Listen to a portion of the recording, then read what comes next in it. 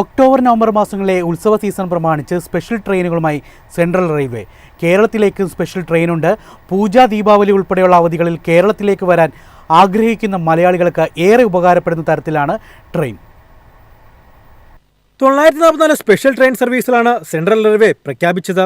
Train number 0161 Thiruvananthapuram Lokmanya തിലകാണ് കേരളത്തിലേക്കുള്ള special train. September 27 മുതൽ നവംബർ 29 വരെ വൈകിട്ട് 4-ന് തിരുവനന്തപുരം നോർത്തിൽ നിന്ന് പുറപ്പെടും. അടുത്ത ദിവസം രാത്രി 9:50 ലോകമാന്യ തിലക് ടെർമിനലിൽ എത്തിച്ചേരും. 10 സർവീസുകളാണ് ഈ ട്രെയിനുള്ളത്. കേരളത്തിൽ കാസർഗോഡ്, കണ്ണൂർ, കോഴിക്കോട്, തിരൂർ, ഷൊർണൂർ, തൃശൂർ, എറണാകുളം, കോട്ടയം, തിരുവല്ല, ചെങ്ങന്നൂർ, കായംകുളം, കൊല്ലം എന്നിവിടങ്ങളിൽ സ്റ്റോപ്പുണ്ട്.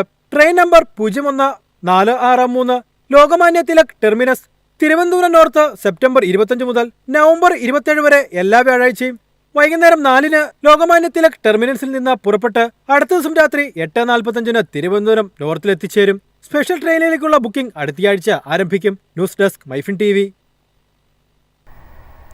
തിരുവനന്തപുരം ആർമി റിക്രൂട്ടിംഗ് ഓഫീസ് സംഘടിപ്പിക്കുന്ന അഗ്നിവീർ റിക്രൂട്ട്മെന്റ് റാലി 2025 സെപ്റ്റംബർ 10 മുതൽ 16 വരെ ഇടുക്കി നെടുങ്കണ്ടത്ത് നടക്കും. തെക്കൻ ജില്ലകളിൽ നിന്നും ഷോർട്ട് ലിസ്റ്റ് ചെയ്യപ്പെട്ട ഉദ്യോഗാർത്ഥികൾക്കായാണ് റാലി നടക്കുന്നത്.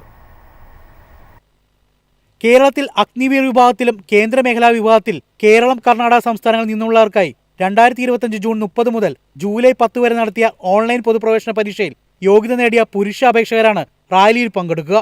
തിരുവനന്തപുരം, കൊല്ലം, പത്തനംതിട്ട, ആലപ്പുഴ, കോട്ടയം, ഇടുക്കി, എറണാകുളം എന്നീ തെക്കൻ ജില്ലകളിൽ നിന്നുള്ള ഷോർട്ട് ലിസ്റ്റ് ചെയ്ത ഉദ്യോഗാർത്ഥികൾ Agniveer general duty, Agniveer technical, Agniveer clerk, storekeeper technical, Agniveer tradesman വിഭാഗങ്ങളിലേക്കുള്ള റാലി പങ്കെടുക്കും.